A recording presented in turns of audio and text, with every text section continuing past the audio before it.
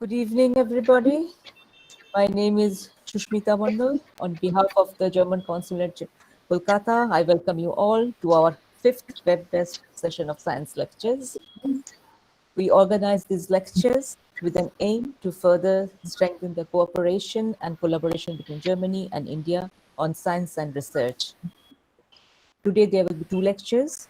The first lectures, The Restless Ark, Supercontinent Cycle and India, will be by Professor Somnath Dasgupta. And the second lecture, Volcanoes, Some Roles in Our History and Our Future, will be by Professor Sumit Chakraborty. Dr. Shyam Sengupta will be the moderator of this session. Now I hand over to the German Consul General in Kolkata, Mr. Manfred Auster, for his introductory comments. Mr. Auster, please.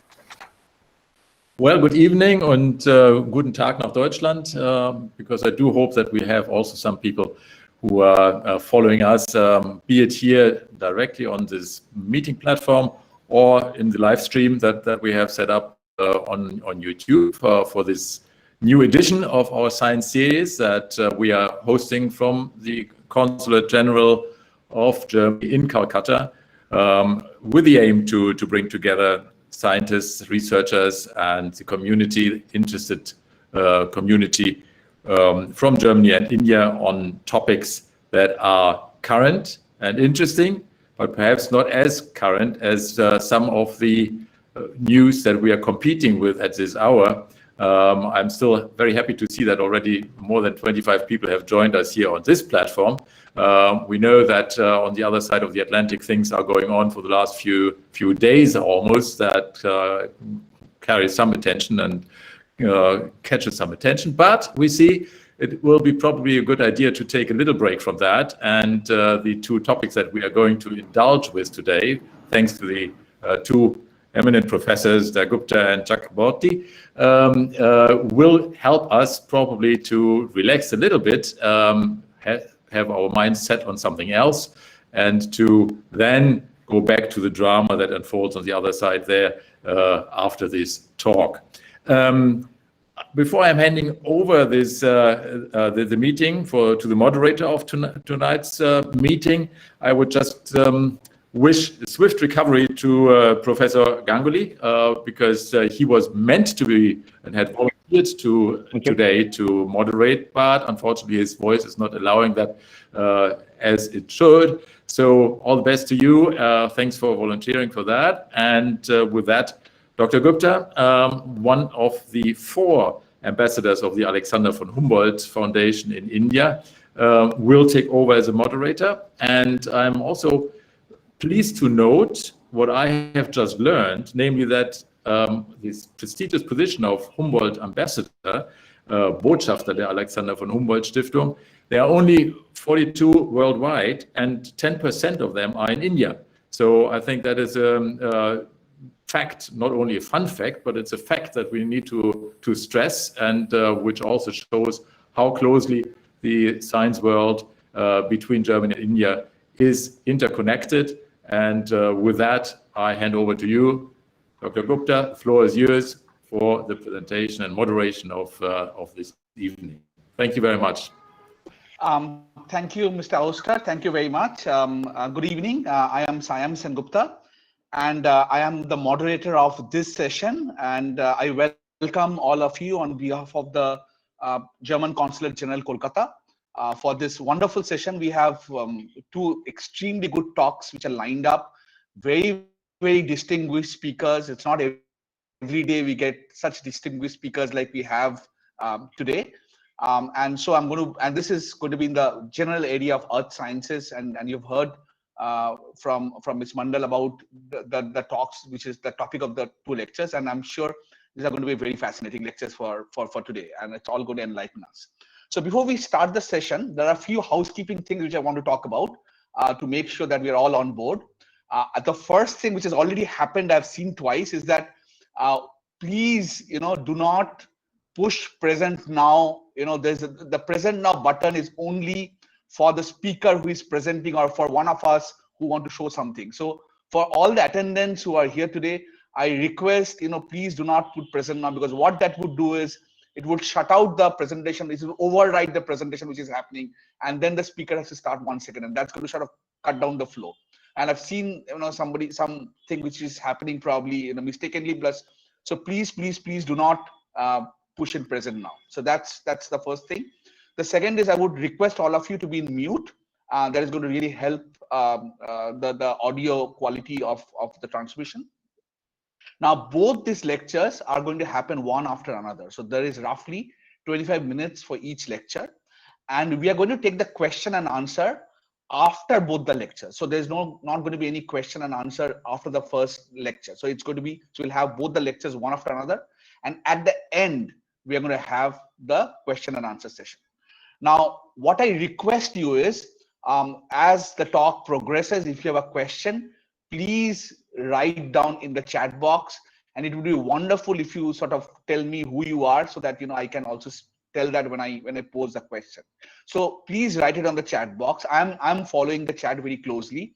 And after both the talks are over, I'm going to I'm going to put these questions to the speakers, and I'm sure they're going to try as best to answer them.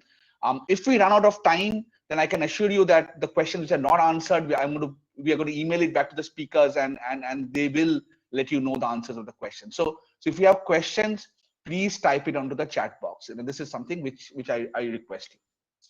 And finally, this is also being streamed live in YouTube, and those links have already been sent. So if there's somebody who has not gone, you can also see it in the YouTube. So with this, I would like to introduce the first speaker. So let me sort of put the slide on. Okay. So sorry. No, sorry. Oh no.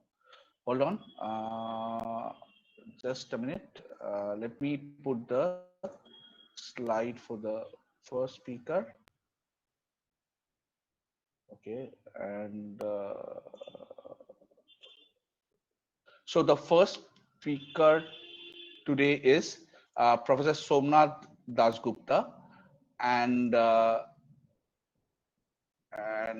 there's something going on here. Give me just a second, just to make sure that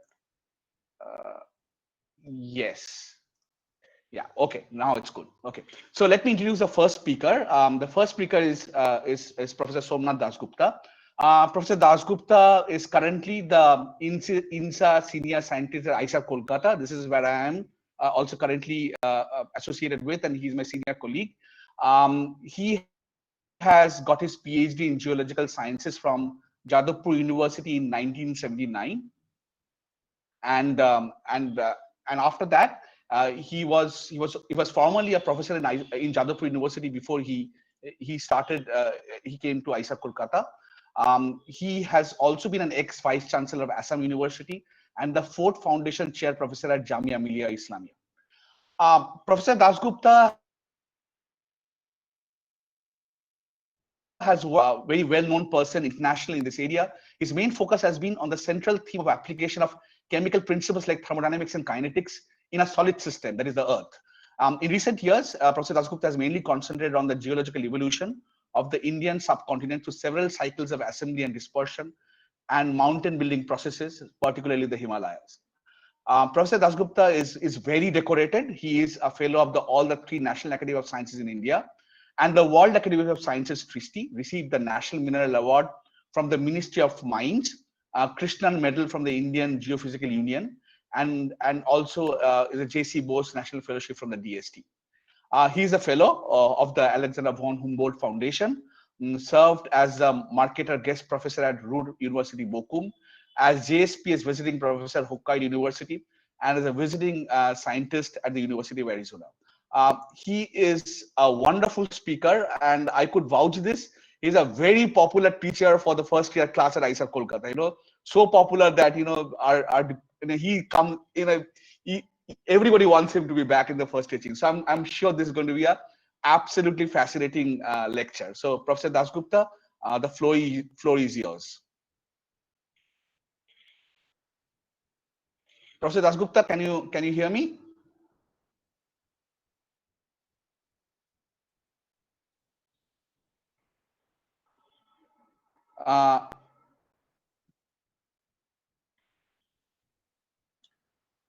Somnath, can you hear us? Okay. Can you make a? Can you make a telephone? I make it. He's there, but I think his audio and video. Yeah. He's there. His microphone Some is problem. on, Yeah. but there is some.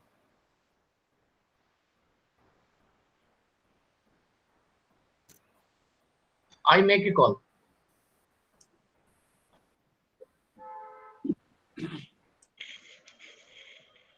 Oh, okay, I think he has quit. I think maybe is there?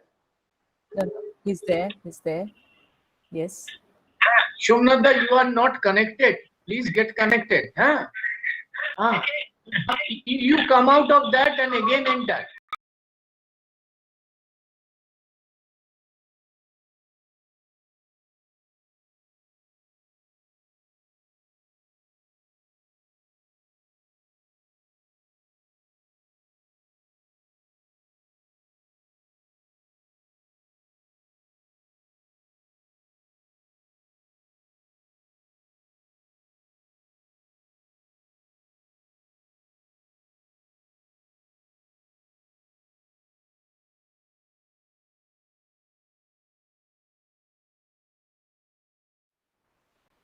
Yeah, just a minute. Before I start sharing, so thanks, Sham, for this very generous introduction. And let me also extend a belated hearty welcome to Mr. Auster to our city of joy. And I hope that you will have a good time with us. Actually, I don't know whether it is by sheer coincidence or by design that I am sharing this virtual stage with Sumit. In any case, I'm very happy about it. Now I'm going to try the most difficult thing in my life, that is to share the slides. This is always challenging. Yeah. With Google Meet.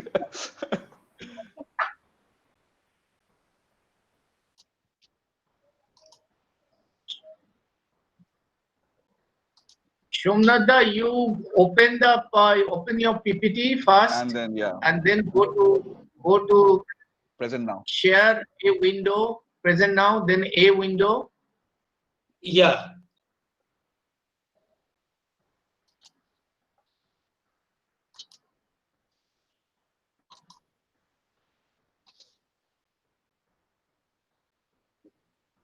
It's once again. Somnath, have you opened your PPT? Yeah. And then you Yes.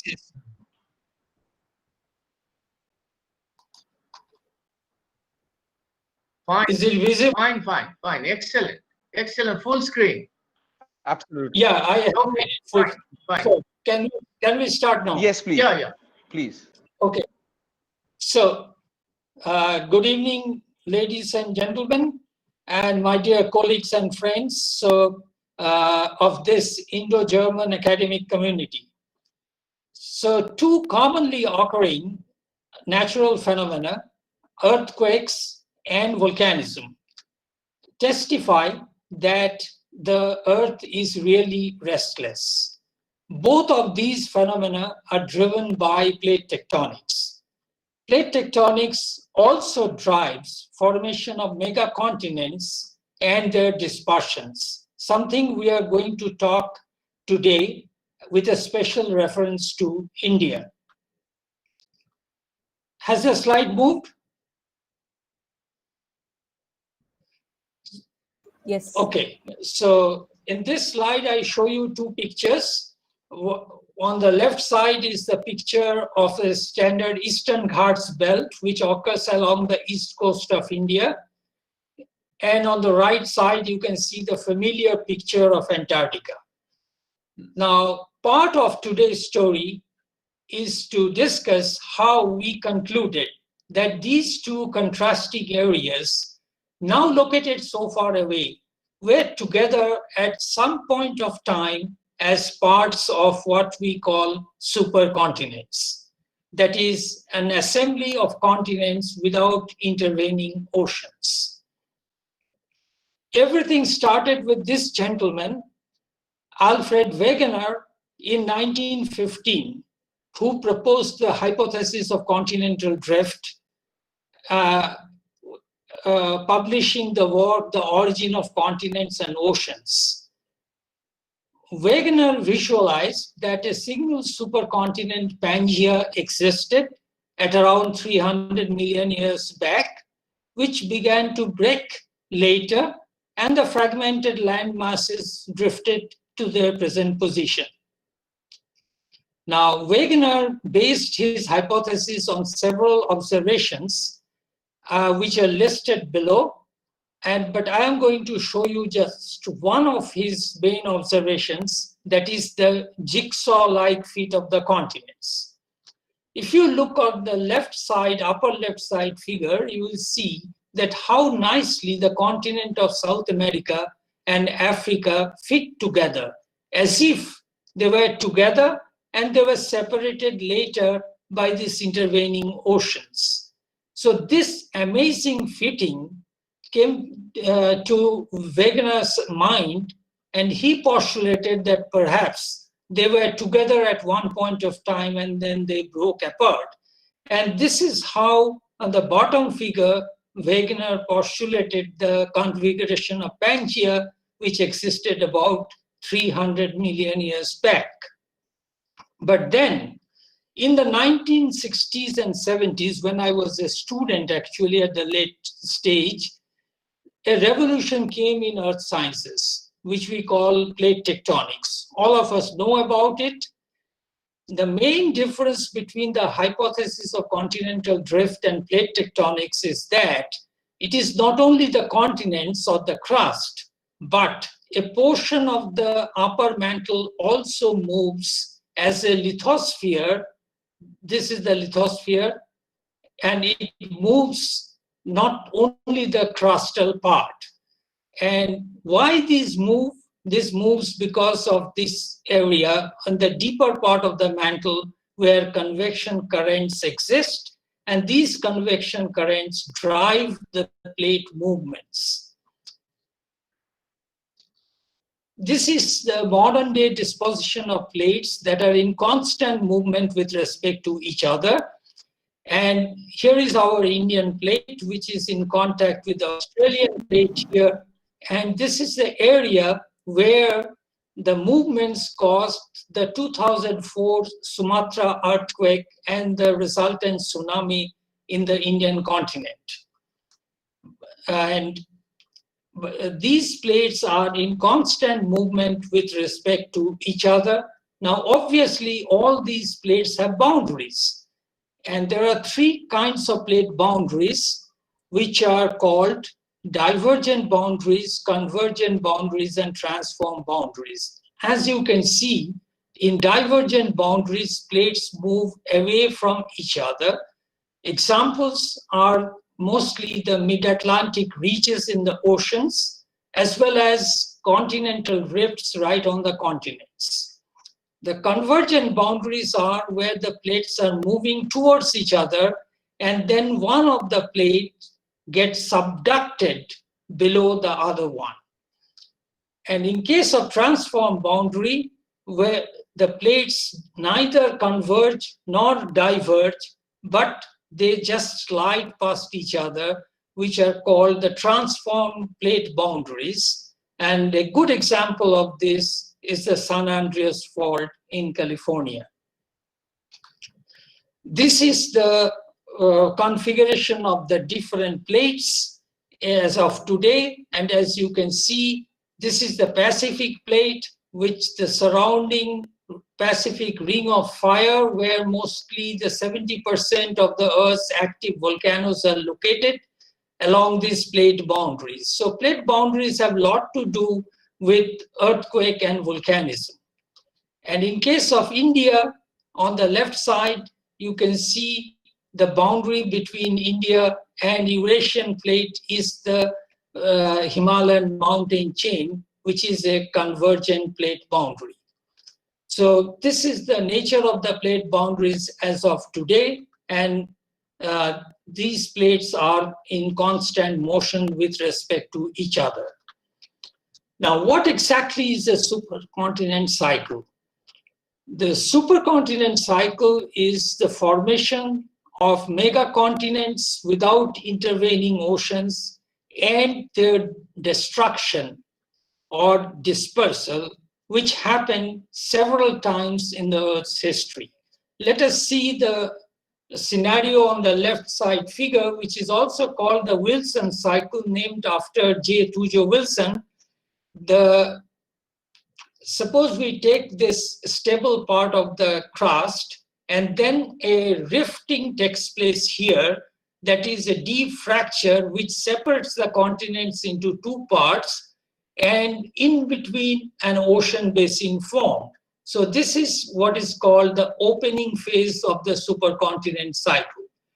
This is followed by a closing phase when the continents approach each other, and then finally the ocean basin is consumed beneath the continent and the two continents clash with each other or collide with each other. And you can easily relate this with the Indian continent on this side, or the Indian plate on this side, and the Eurasian plate on this side, with the Tethys Ocean in between. Now, with the subduction of the Tethys Ocean, the ocean is vanished, and then India and Eurasia collided to form the Himalayan mountain chain. This is the general picture of the supercontinents in the last 3 billion years, which is taken after Rogers in 1995. Now here, these are the names of the supercontinents that have been postulated so far, but in this talk, we will be concentrating on 3 of them. One is Columbia, the second is Rodinia, and the third is Gondwana. These 3 continents we will talk about in the context of India in the coming minutes. Now, how do we do transcontinental correlation? Basically, the logic is very simple. If the 2 continental blocks were together at a particular time, this should have the same geological history at that particular time. And by geological history, we mean similarity in rocks and their structures, similarity in radiometric age, similarity in the coordinates of the magnetic poles at that time, similarity in fossils if present. We use all these criteria to find out whether the 2 continental blocks were together at a particular time. Now, this is a simple picture showing 2 minerals which we use to date. We use other minerals as well, but we are showing only here 2 minerals called zircon, which is zirconium silicate, and monazite, which is a phosphate mineral. Both contain uranium, lead, and thorium. So they are absolutely datable because they are radioactive. And so we can easily date rocks which contain these minerals. And we often use the term geochronology for this particular branch of science. Now, coming to India, this is a map of the tectonic map of India where we show the divisions as of now. The Eastern Ghats belt is along the eastern coast of India. It starts from near Bhubaneswar and goes to Nellore in the south in Andhra Pradesh. And these buff-colored areas, which are called cratons, these are the stable part of the Earth's crust. And we have these 5 different cratons in India. But here we will talk mostly about this Dharwar craton and the Bastar craton, which are adjacent to the Eastern Ghats belt. Just to give you a geographical coordinate, the city of Bengaluru is located in the Dharwar craton. Now, this is the geological map of the Eastern Ghats belt. which was shown after Ramakrishnan et al. 1998. These are all metamorphic rocks. So these are changed rocks. So these were originally either sedimentary rocks or igneous rocks. Now, the entire Eastern Ghats belt contains certain longitudinal divisions of different rock types. The details are not important in the present context, but what you will notice that we have different kinds of metamorphic rocks shown by different symbols. Now, this entire area is shown by one symbol, and so it appears that this contains only one kind of rock, which we called the Charnockite Migmatite zone. But the picture, this simple picture, changes dramatically when we look at the original age of formation of these changed rocks. How do we determine that? We determine it with the help of neodymium isotopic studies. Now, if we take the neodymium isotopic data, then we see that this belt is divided into several longitudinal as well as transverse isotopic domains. For example, in the previous slide, we saw only one symbol for this entire domain, but when we look at the neodymium isotopes, we see two distinct divisions. This has a different time of formation, and this has a different time of formation. And similarly, there are other colors which show different times of formation of the Eastern Ghats belt. So the Eastern Ghats belt is not a homogeneous belt. It contains several blocks or domains which have different formation times. So we have to look at the different domains separately, and that is what we did over 20 years. We determined the history of changes in rocks. Because these are metamorphic rocks, so these are metamorphism occurs largely because of the effect of increasing pressure and temperature. So we were trying to track the changes in pressure and temperature with time, and therefore we essentially constructed what we call pressure temperature time paths of metamorphism, which represents the pressure temperature time of history of evolution of these rocks. Now, these different PTT paths can be correlated with specific tectonic processes, then we can get an idea about tectonic evolution of the different blocks. Now, how do we determine pressure and temperature? These are largely through the application of principles of chemical thermodynamics, aided by experimental investigations. And timing, as I said earlier, was determined largely from uranium-lead thorium decay equations from the minerals zircon and monazite. Now, these PTT paths are shown in the next slide, and then this can be compared with similar paths reported from other continental fragments that were supposedly together at some point of time and now separated. The idea is again simple, that if the two continental blocks were together, they should have similar pressure, temperature, time, history of evolution.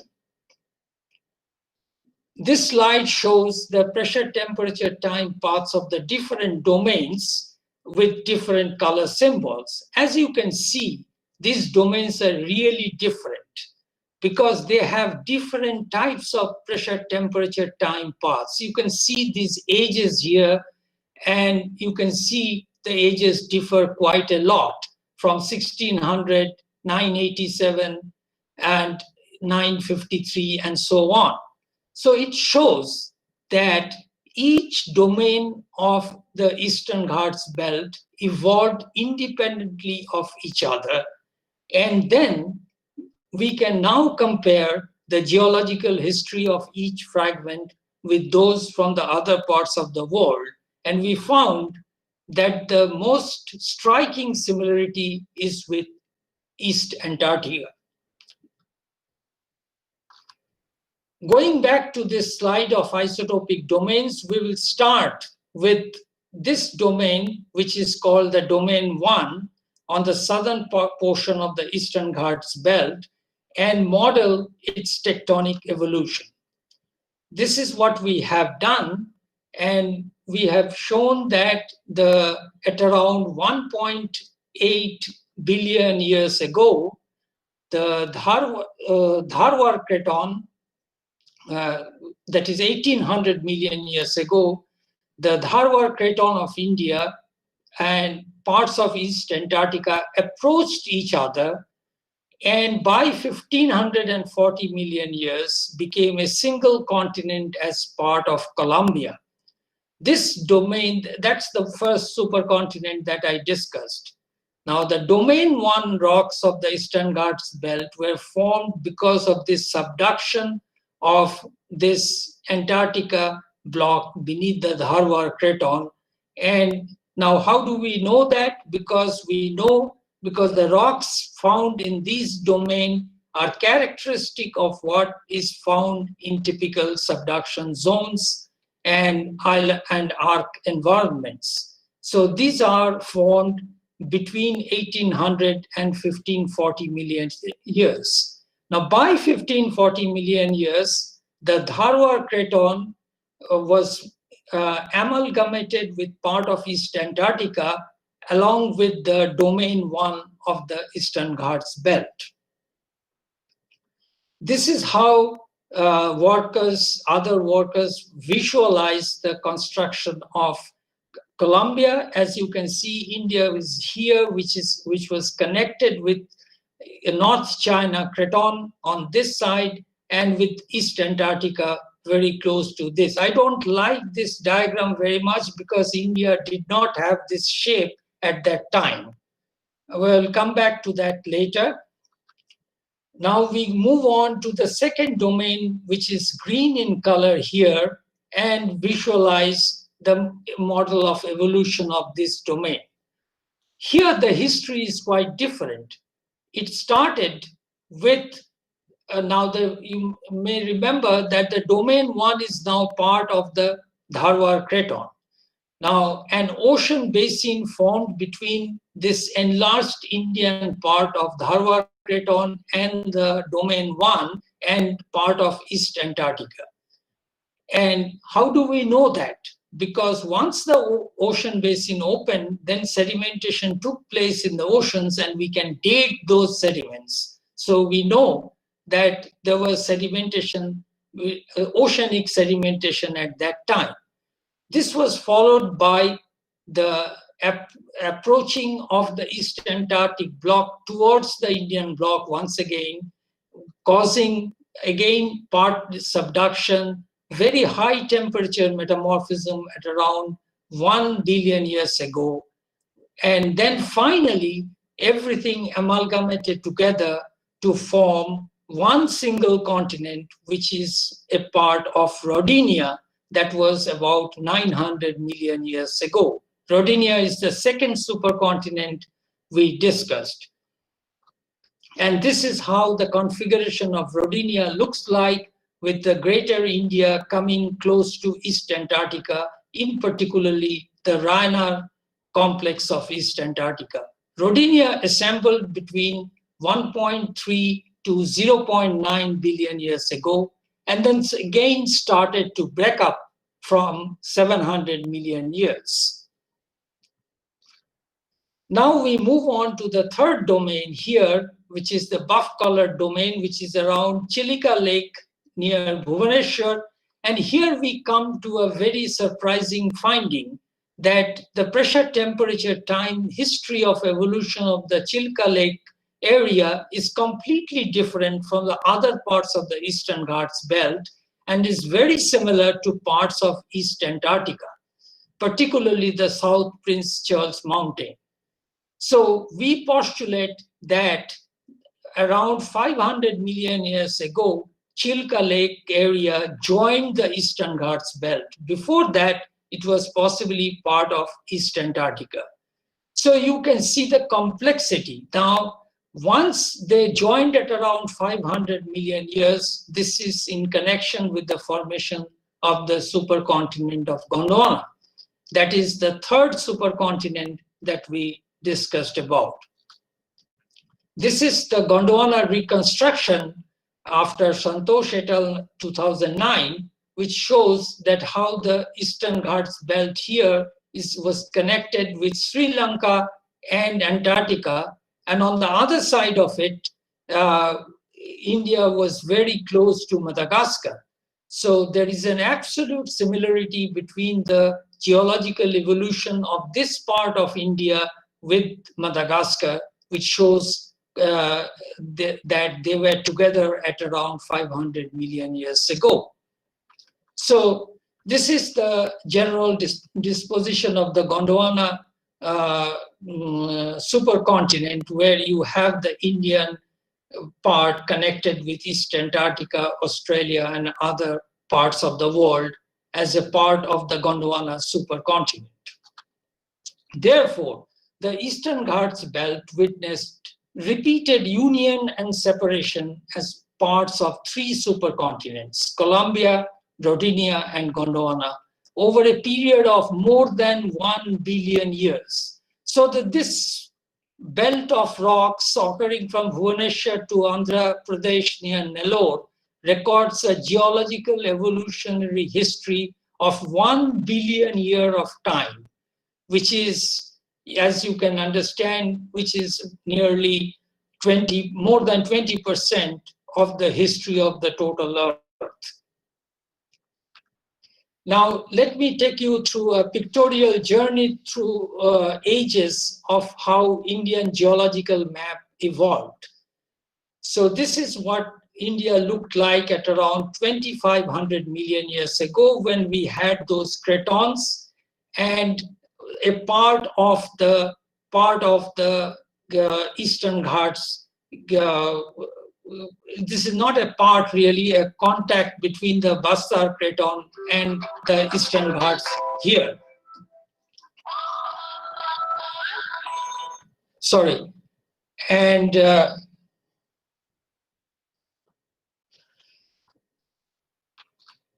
then at 1600 million years, India enlarged with the appearance of this domain 1 of the Eastern Ghats belt, which got connected with the Dharwar Craton. So part of India was enlarged, and it looked like this. Still, there are a lot of vacant areas. So we will see that around 900 million years, the picture was nearly complete when almost the entire Eastern Ghat belt was joined with the different cratons and different other rock formations to form. So gradually, the Indian map, the geological map of India, that is taking shape gradually. And then at around 500 million years ago, there was a major addition, that is what I called this part, which is the southern part of India, southern tip, which was connected with Madagascar. So with this, at around 500 million years, almost the Indian map was full and completed, other than this part, this vacant part. This part is what is known as the Deccan Traps, the Deccan volcanics, which was erupted at around 65 million years ago. So much, much later. And after that, we have the complete map of the peninsular India. Later, India moved northwards, and then it collided with the Eurasian plate to produce the Himalayas on the northern border, that is around 50 million years ago. And after 50 million years, we have the total picture of India just like this. So I am honored to be invited by the Consulate of Germany at Kolkata for this talk.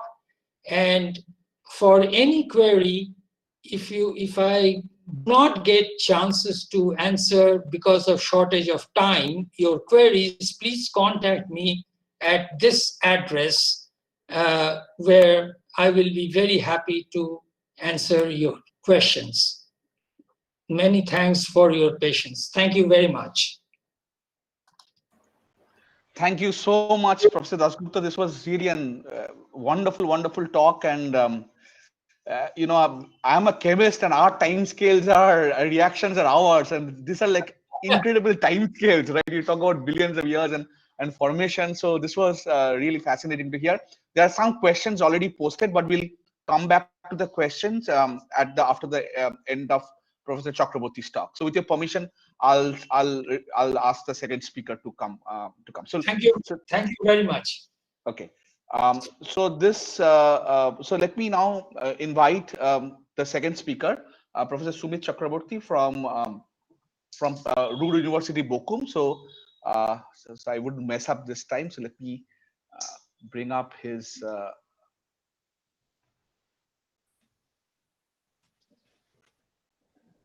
Okay, it's all good. Okay, so it's a pleasure to invite Professor Sumit Chakraborty from Ruhr University, Bochum. He did his undergraduate from Presidency College in Kolkata, and then Calcutta University. I think his master's, and then his PhD from University of Arizona. He's currently a professor at Ruhr University, Bochum, and he's there since 1999. He was a postdoc at Bayerische GA Institute Bayreuth and from University of Cologne. Professor Chakraborty has been significantly instrumental in the development of diffusion chronometry.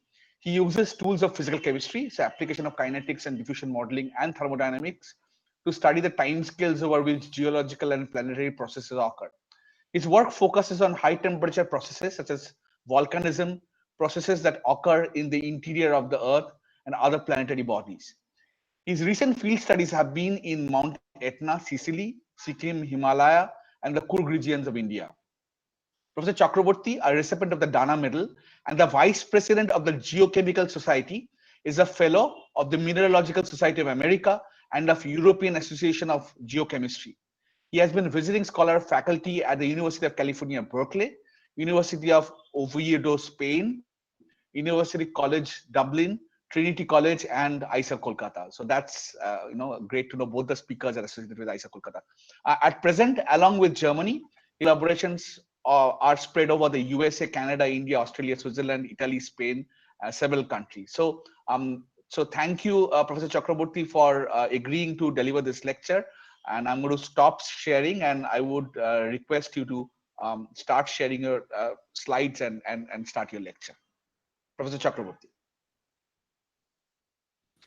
Okay, thank you, Shyam. I'll do the same thing. I'll try to start sharing, but before I do that, again, it's a pleasure to be a part of this because I see a lot of familiar faces to be able to get together in these difficult times. And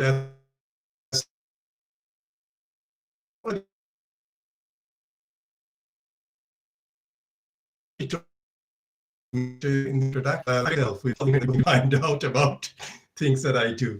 But before I get into all of that, I'd like to acknowledge the Humboldt Foundation a lot over the years. Some of the work you're going to see here comes out of such Humboldt Fellowship research.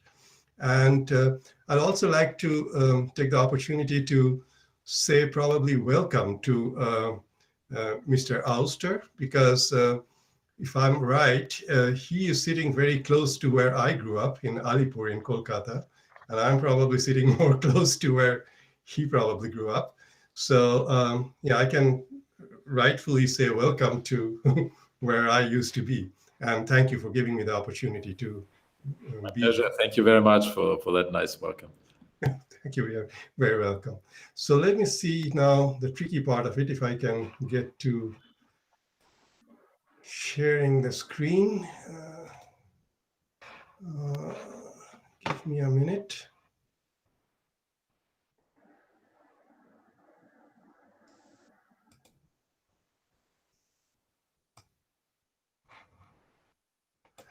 So I've just done this before, so I have to just find the right buttons here. Okay, give me one more minute here.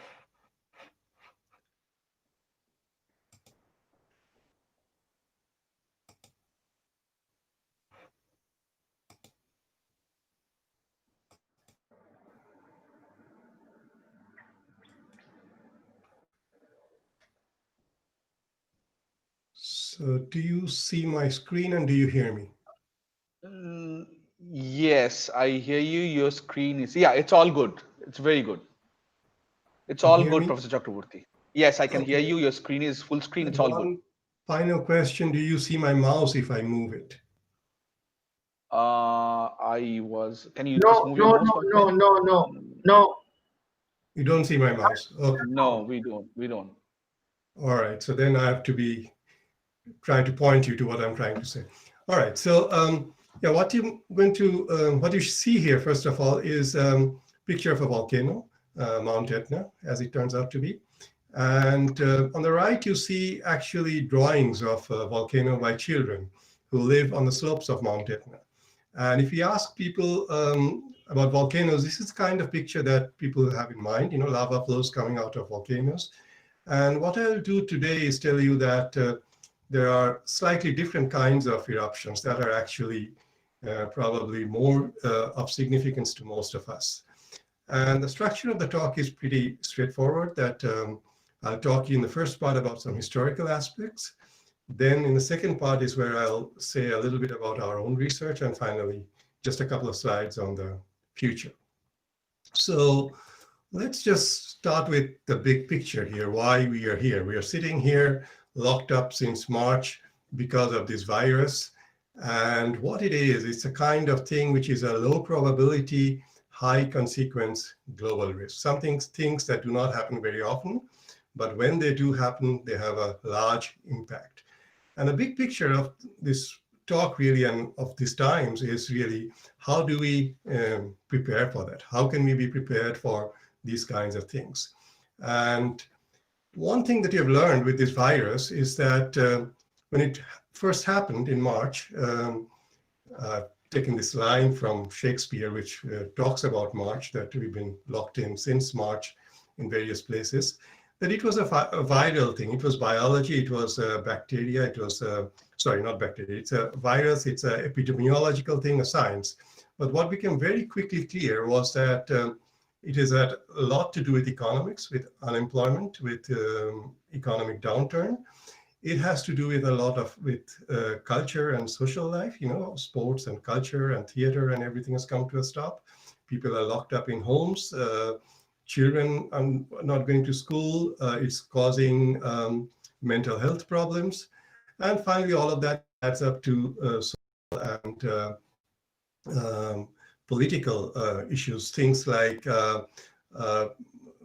human rights are being curtailed in terms of where we can move around, where we can go. Protests are coming up in various places. Many conspiracy theories are coming up. And ultimately, that's leading to various kinds of populist, autocratic political opinions coming into being. So it's really an intersection of a lot of different kinds of things and not just science. And why am I taking time to talk about all of these things about the virus? Because I could just take the virus out and replace that with a volcano and have all of exactly those same things. And so in the first part of the talk, what I'd like to do is to take you through an example of where something like that happened. I mean, the common thing is it's a low probability, high consequence, global risk. Okay, so I've had this quote on the side here about the Ides of March. So let's just go and take a look at the Ides of March, the times of Julius Caesar. So now this is a science audience, so I assume people are not that familiar with history, so I put up a few important historical lines here. Now this is where not being able to use the mouse will be a little difficult, but I'll try to take you through. So if you look at the bottom of your screen, is a timeline before Christ, and 44 BCE is a big period when Caesar was assassinated in Rome. So that's a big red circle on the top. Now that happens to coincide with, so that was in March, of course, Ides of March. And in February, there was an eruption of Mount Etna. Now, before we get to the details of that, on the bottom, what you have are two timelines. Before 44 BCE, you had the Roman Republic. You had senates, you had a democratic, sort of a democratic kind of system. And then after the assassination of Caesar, you had 17 years or so of big turmoil that ultimately led to the foundation of the Roman Empire. So Augustus became empire. Now, in parallel, in Egypt, you had the Ptolemaic kingdom. And now Egyptian kingdoms, since the time of the pharaohs, have been a long, long history. And that kind of went through a downfall, the famous downfall of Cleopatra and Antony, and that then merged all into the Roman Empire. If you go to the top panel and look at things there in a little bit closer, what you see is that during this time, a lot of things were going on. So for example, you had a big green bar there. There was a huge food scarcity in Rome. So there was famine, there was disease, there was an epidemic again at that time as well. At the same time, you had a failure of crops in Nile. So that had a huge role to play with the outcome of various wars, various battles, and ultimately probably the loss of the army of Antony and Cleopatra. But Nile just didn't flood. It didn't produce the crops. And if you have a big army, you need to feed them. The final thing I wanted to point out here was that this was not just happening in the Mediterranean, not just in Italy, Rome, Greece, Egypt, that area. It was also in China. So there are evidence from China that you also had famine there. You also had cold periods there. So it was a global phenomenon, what was going on. So with that in mind, let's see what we can do. Now, if you go back and look at the history of that period, now this is a slide I could have taken a lot of time going through it, but what I want to just point out here today is that if you look at the literature of the time, I mean, Shakespeare's plays based on the history of Plutarch, a famous poet of the time, wrote the big farming poem Georgic. And all of those things, you have a thing about pale sun, the sun's rays being very pale, the sun being without radiance, foods not growing, fruits being shriveled up, the sun of Rome is set. That's a line from Shakespeare's play. Titinius said that about the death of Cassius. Now, the important point is, Cassius died not in a couple of years after Caesar died. So it was 42 BCE. And these are, of course, lines that are big pieces of culture, literature, they're supposed to describe the mood, supposed to be the metaphor. But what I want to talk about is, are these really just metaphors, just figures of speech, or were these people actually describing real things? Is this something real that was actually going on there, more down to earth, so to speak? Okay, so let's look at volcanoes, what volcanoes do. So what I have here is a picture of a volcano producing a cloud. So it's an expert. So the first thing, and this is where not having the mouse will really make it difficult, but I'll try. So this is an article which is called Modeling the Climatic Effects of Large Explosive Volcanic Eruptions. So these are the two key points here, climatic effects and large explosive volcanic eruptions, not the lava flows. If you have those, what you have is a cloud that goes up, and in the part of the troposphere, in the lower part of the atmosphere, it just stays kind of small. But then if it manages to hit stratosphere, that depends on various things, that, which I show on the right of the slide here. Depends on the diameter of the erupting vent, how much gas content there is. Turns out amount of sulfur in that plays a big role. The velocity with which the whole thing is ejected. And if it manages to get high up enough into the stratosphere, then it spreads globally. So that's one thing. And finally, it depends on a few other factors like the kinds of wind. What is shown here is that it blows in one direction maybe. It depends on the local temperature gradients, depends on whether you're erupting in the Arctic or in the equator. So 10 to 15 kilometers is sort of the kind of a number to remember. If you go over that, you can hit the stratosphere. Those are the things that can have global impact. In the meantime, in the more locally, you have what are called the tephra deposits, which are the things that deposit right around the volcano, not right around, several hundred kilometers if they're big eruptions, but not global. And things rain out there. The final thing that I wanted to point out here is that even if we do not see the eruptions today, we are able to look at the deposits, and there's a correlation. So if you look at how far the deposits are, how thick the tephra deposits are, these are the gray part here that's marked tephra below the volcano on your slide. So that kind of drops out instantaneously after the eruption, closer to the volcano. And the size of that tells you how big the column that went up in the atmosphere was. And with that, you can judge whether it would have been global or not, whether the impact would have been global or not. So you can quantify that even if you're... So the question was there one during the Caesarean history? So to get to that, let's just talk a little bit about volcanology. Now, the eruption you see on the left, Mount St. Helens, was an event that really changed a lot of things in volcanology. That happened in May 1980. It was a moderate-sized eruption, but it happened to happen in the west coast of the US, and 57 people died. And in terms of economics, it had the largest impact on the US economy. And therefore, you know, the Americans sort of sat up, figured they need to look into this and study this. And so a huge research effect began right after the Mount St. Helens eruption. And one of the things that happened about 10 years down the line was Mount Pinatubo on Philippines, on the right of your screen. Much bigger eruption. And that was one of the successes of those research outcomes. So within that 10-year, people had learned enough that when Mount Pinatubo erupted, it was a much, much bigger eruption. 800 people did die.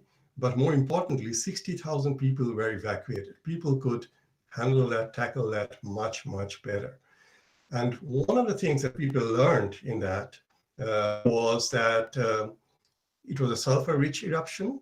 And within 3 weeks, you had the sulfur aerosol from Pinatubo visible all over the world. So it was a global effect within 3 weeks of the eruption.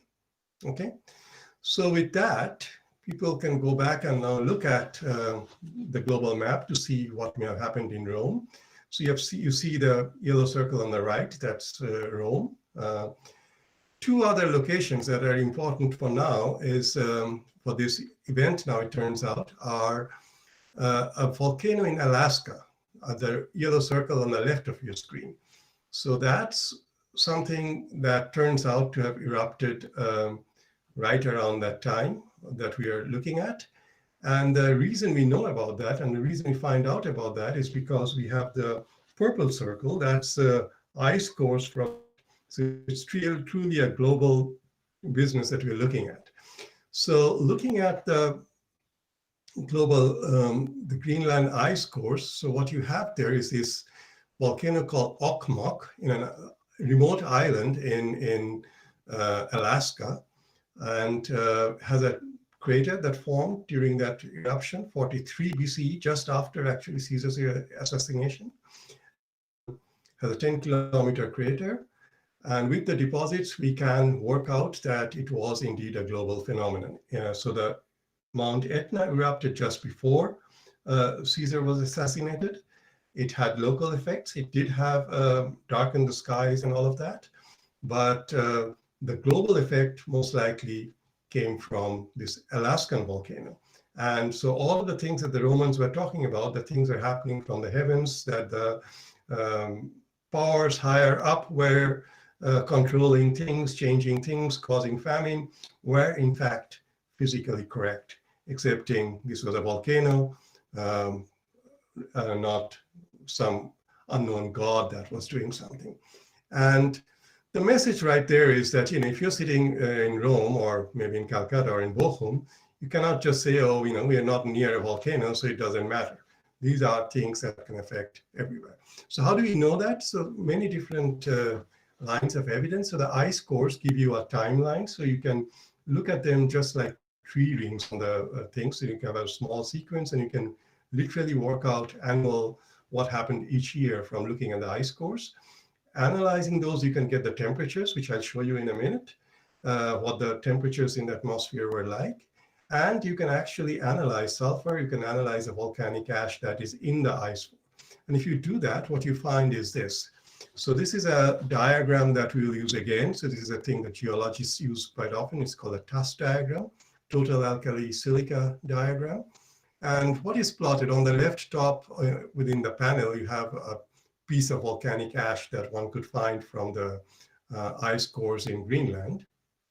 And if you analyze them, what you find is that the composition of these ice cores or these ashes are identical to the ones that you see from the actual deposits in this volcano in Alaska. So now you can go to Alaska and collect the samples, analyze them. And then what you see is that they're different from Etna. So the Etna eruption did happen, but it was not big enough. And also some other candidates. There is a volcano in Kamchatka that was being considered. There's some other volcanoes in Chile and so forth. And it turns out this Alaskan volcano is the one. And turns out by looking at the deposits now and everything, it was one of the largest eruptions of the last 2,500 years.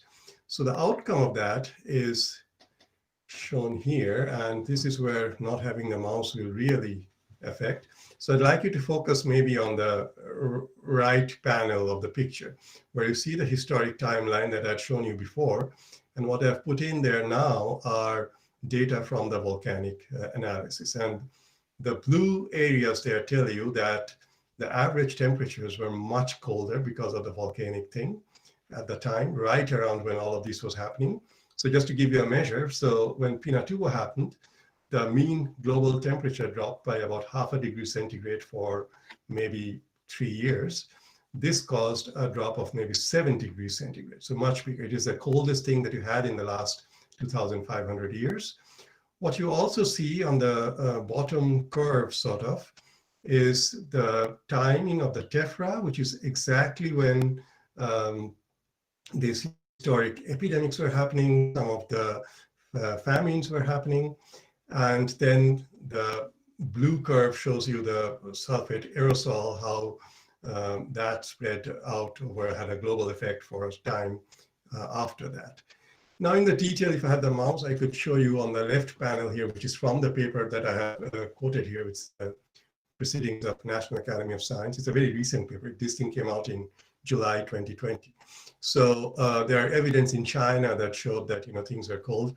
And what I'd like to draw your attention to is also the map on the bottom left of your panel, where you can actually do climate models now. So you can actually work out, if you put in this much, you know how much eruption happened. So if you put in that much aerosol in the air, what the global effect would be. And you see there's a global, the blue shows in a northern hemisphere, you'd have had a significant cooling effect. And the lower part would have had a warming effect, in fact.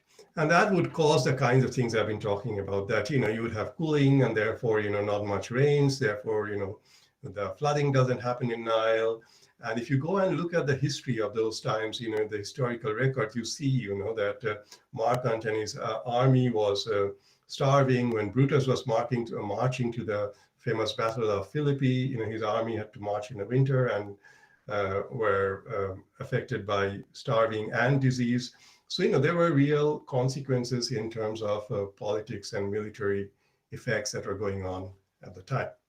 Okay. Now, this is the past. Does it affect life today? It does. So this is the unpronounceable Iceland volcano that most of us, I assume there are no school children here, so then most of us experienced. This was in 2010. It erupted, and this shows the same sort of pictures in March to April. It was erupting in a glacier, and what you see here are pictures of those eruptions, people standing around, nothing like that ash cloud, very local, people were not paying any attention. I show the task diagram on the bottom right. Just doesn't matter whether you know geology or not, just mark where the red star is. Kind of to the left of the left bottom of the picture, this is the kind of lava that was erupting from that volcano. From March 20 to about 12th of April. On 14th of April, all of a sudden, things just changed completely.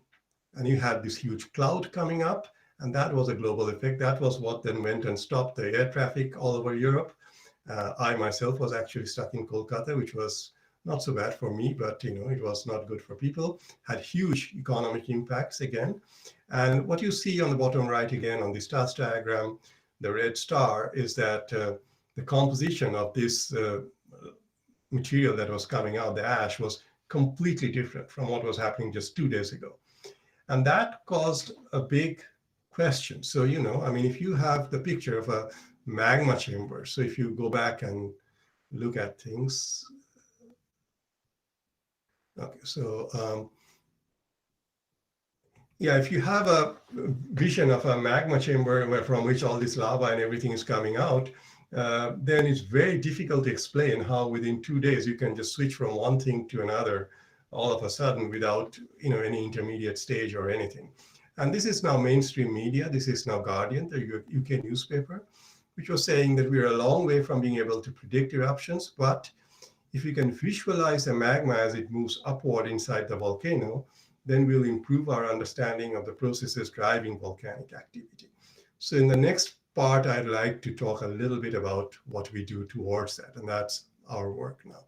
So what I want to quickly show you is this is the conventional picture of a magma chamber. And if you go and people wanted to go and look at these magma chambers using seismic experiments, to see what the chambers look like, they went where things are very active in Mount Etna in Sicily, again, one of the most monitored volcanoes on the planet, along with Hawaii. And it turns out the largest amount of volcanic activity is actually on the floor of the oceans that Somnath was talking about. In the East Pacific Rise, you have a lot of volcanoes shown on the bottom panel here on the left. And it turns out, in one nutshell, if you go and do the experiments, you don't see a magma chamber in any of those. So that was really a big surprise and a bit of a surprise.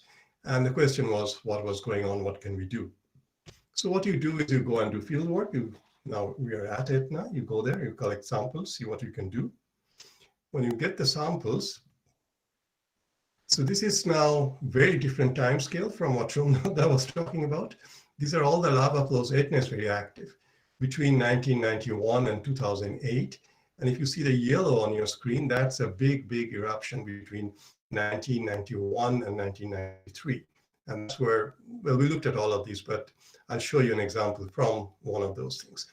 So if you take the rocks and we make what we call thin sections, thin slices of these rocks,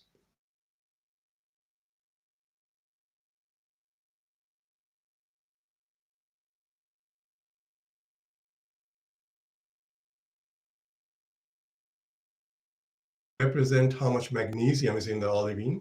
And the message that you want to take away from this is that they all look very different. And this was the puzzling point, because when people looked at these volcanic rocks, they saw each crystal looks very different. And so they didn't know, what do we say about the how conditions at which these things formed.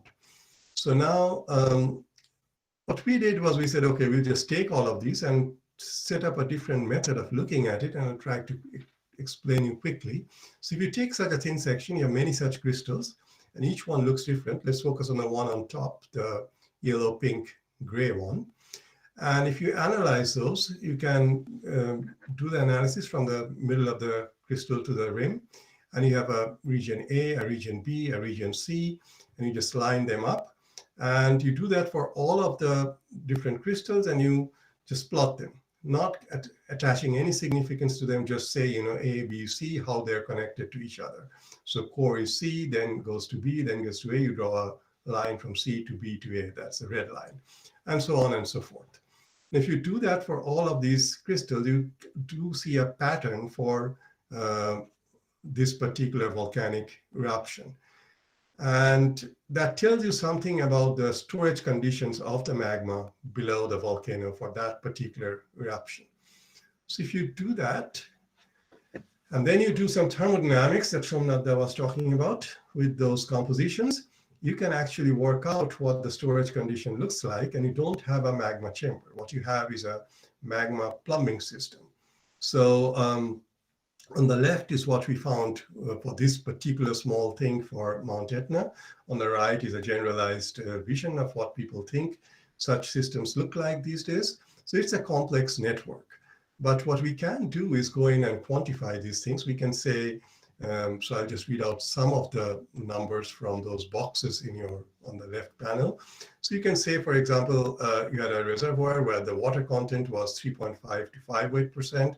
Then the magma moved up a little bit and was stored with a lower water content from 0.1 to 1.48%. And then it moved up even a bit more, even lower water content, 0.2 to 1%. And finally, it erupted. Okay, so you can start working out this plumbing system a little bit quantitatively using those compositions. You can do a bit more. So this is just an example to show if you make such diagrams that you can track the change in plumbing systems through that. So the detail is not important. Just look at the patterns of the two things on the scale. One is for the eruption on 20th of July, 2006. On the right is something that was happening in October and looks completely different. And so you can start quantifying and mapping those things out. Now, what you can also do is go and try to work out the time scale of these things. And this is, I will not try to explain this to you, but this has been nicely described in an article in Science in 2016 by Julia Rosen, where she interviewed a lot of people, including a lot of people who worked in Bochum.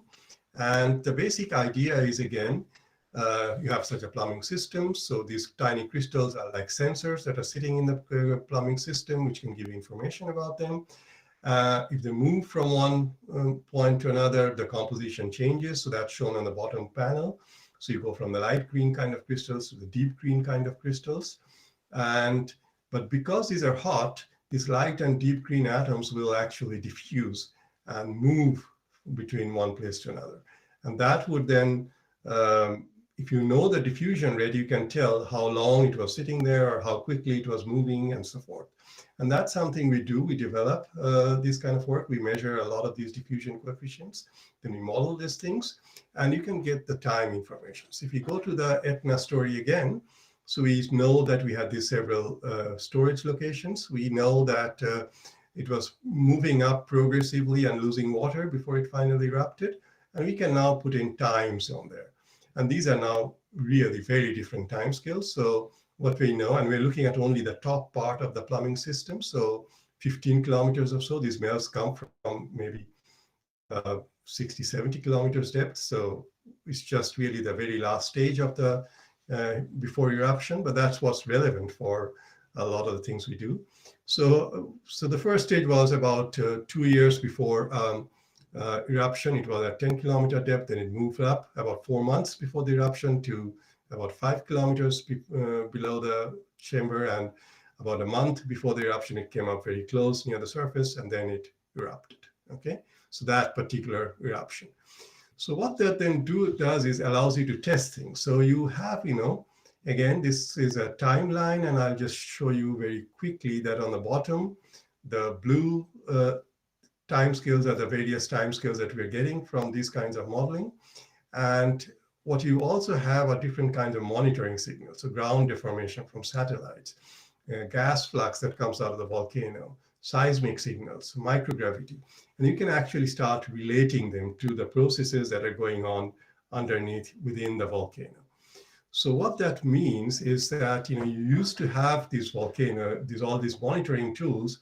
We knew something was going on at depth, but we couldn't really say what exactly it was. And it was a little bit like to go back to our health analogies, using stethoscopes to say, study heart disease. And so now that we can actually visualize what goes on inside a little bit, that helps to understand these things better. So with that,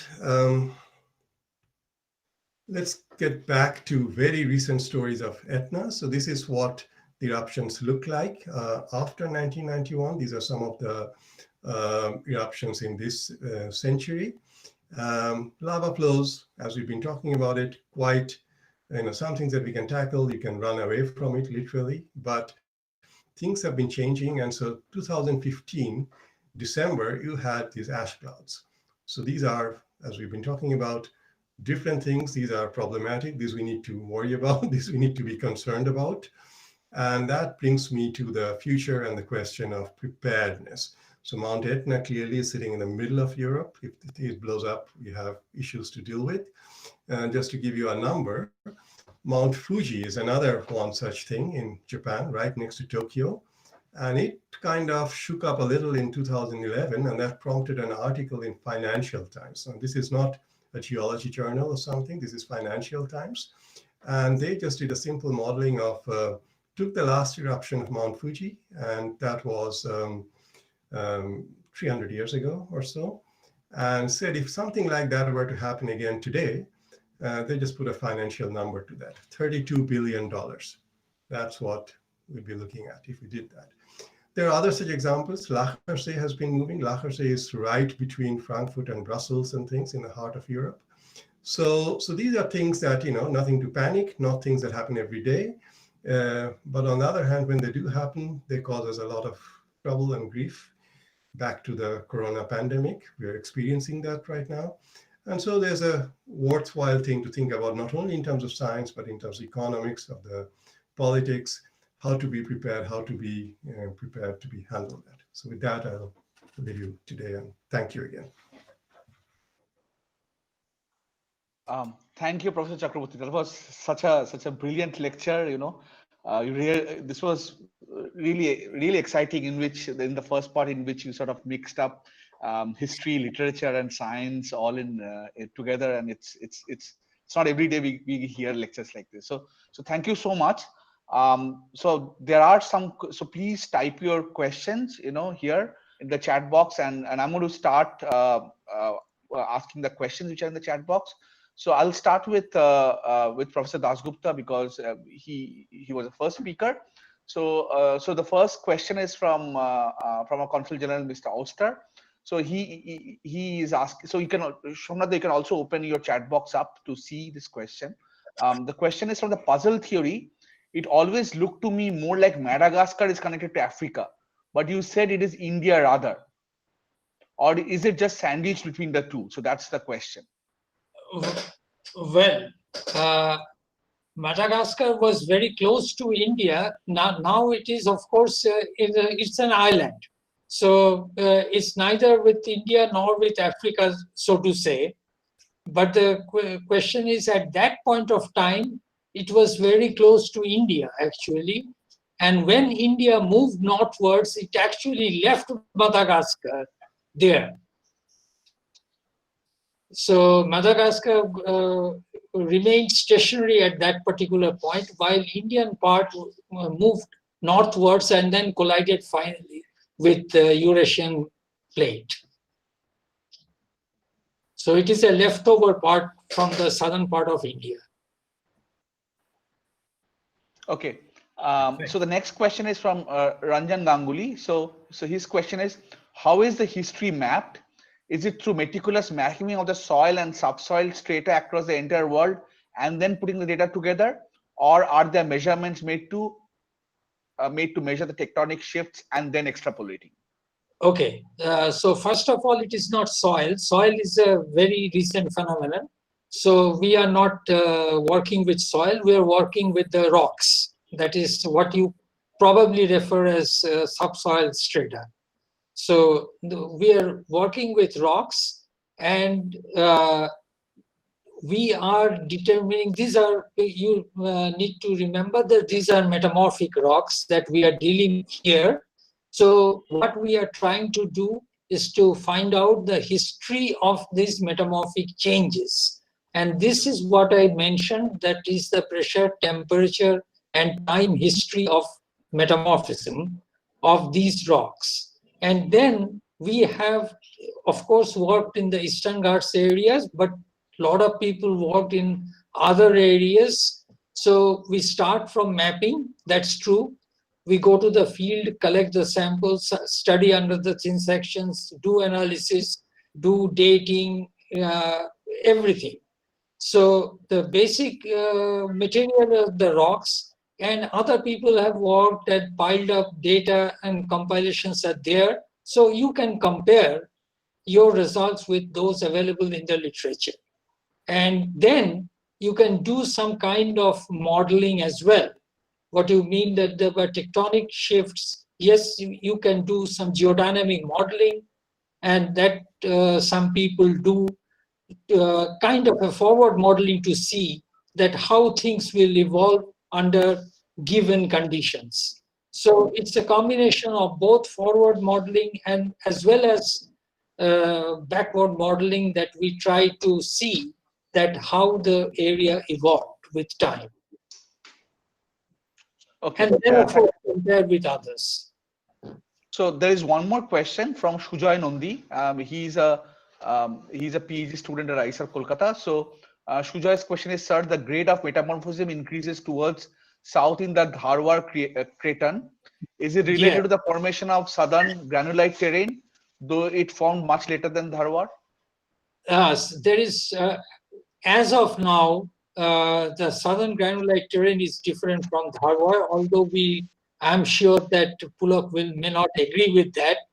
But the question is, whatever we know now is that it is different. I mean, most of the people think like that. So it has got nothing to do with southern granulite terrain as such, but you are right in saying that the grade really increases. Now, whether, there are several models that people proposed, whether you are looking at an inclined section of the crust and other things. So I cannot say very clearly that why this thing happened, but you are right that it really increases southwards.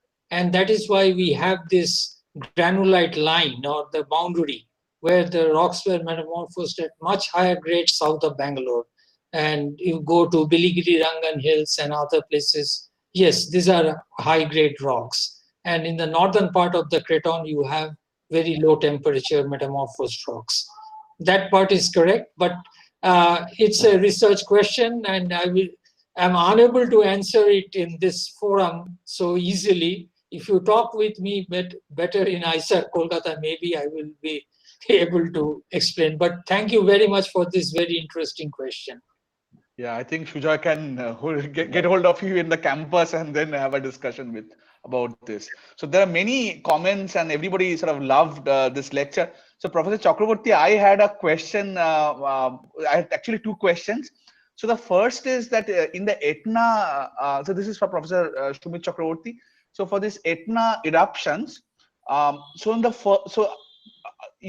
what I see in the slides is what you give the composition in one case, the SiO2 is 42%, the other is 50 something percent, right? So it's only a 10-12% difference.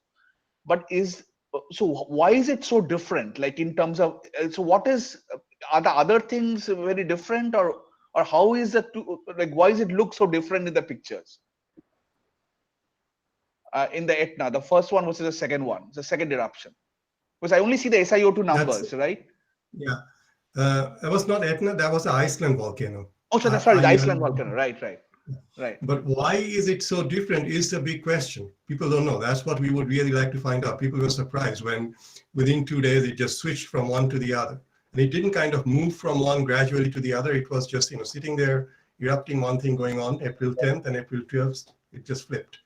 And now that people have seen that, the people have gone and found that this is not uncommon at all. Now, Etna turns out to be actually very, very uniform. Etna keeps, over thousands of years, it keeps erupting very similar melt composition. So that was one reason we went to work there, because we thought it would be a simple model system. Turned out to be, as it always is, anything but a simple model system. But the composition of Etna is quite uniform. But in this Iceland volcano and many other places, you have this situation where you have something erupting and then it just flips somehow and starts erupting something else. And the difference is, the Iceland thing demonstrated remarkably that, it was just going along, people were sitting there watching it, taking pictures and planning research. And within 2 days, all of a sudden, air traffic was stopped. It was a big cultural, political issue. It was not something just for scientists. Okay. So, yeah, we don't know. Okay, so thank you, thank you very much. Okay, so I think if there are any more questions, I could request you can unmute yourself and ask questions to both the speakers. If there are any questions, I'll wait for 5 seconds. Okay, so if not, yes. I have a question. Yes, Ranjan, please go ahead. Yeah, this is a question to Professor Chakraborty about the prediction of a possible volcano. How close are we in predicting a volcano accurately, or has there been history of accurately predicting an event in the near past? So Yeah, it's a mixed bag. So unlike earthquakes, for volcanoes, we can predict many things very well. So like I said very briefly, so the Pinatubo was a big success. That was something that people really tracked coming along and could predict what was going to happen. And it actually saved a lot of lives because of that. But at the same time, you have, so Japan, of course, has a number of volcanoes, is very active. So volcanology research is very well developed there. And they have the economic resources to monitor, to have things being monitored. And so they do very well. But back in 2013 or 14, I mean, not too long ago, there was one volcano in Japan where they were monitoring things and they were quite safe. So they had actually tourists hiking up the slope and this thing erupted and people died. And that was a big shock. So there are surprises that happen.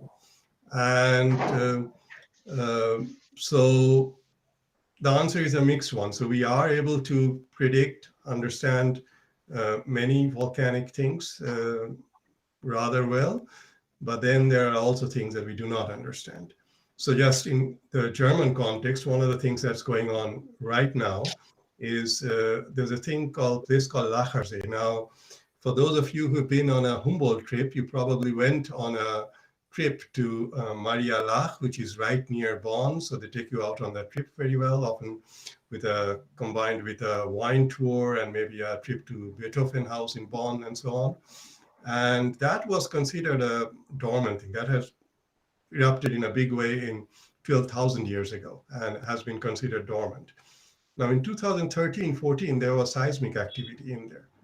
And so people are now, trying to, I mean, it is not something to be worrying or panicking about, but on the other hand, you did have a seismic activity there. And so there are proposals being put into the German Science Foundation right now to try to look at those and things, because yeah, if things happen right next to Cologne and Bonn, that wouldn't be very pretty.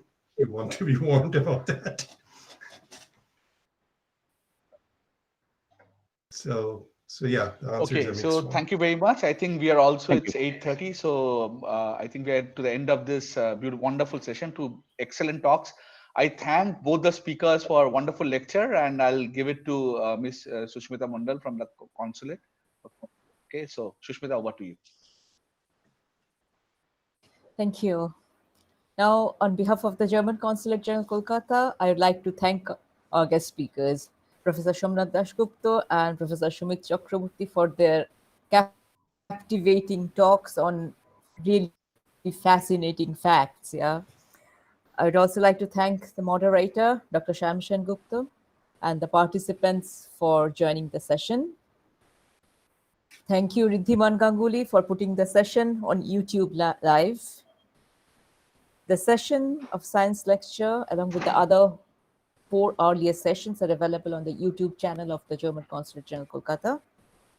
And now I'd like to thank my gratitude to the 3 former Humboldt Fellows, without whose support we couldn't do this web-based science lectures. There are Professor Pulakshan Gupta and Professor Ranjan Ganguly, both from Jadavpur University, and Dr. Shamshan Gupta, today's moderator from ISER Kolkata. As you see on the screen, our next web-based science lectures will be on 3rd December. Please look for the invitation. And now we conclude the session. Thank you and good evening. With one more thanks from my side to you, Ms. Mandel, for making all that possible, because I think that definitely requires our great thankfulness for you and your work in all of this session. Thank you very much also to everyone else, but there I only echo your thanks to the speakers. Thank you. Good night.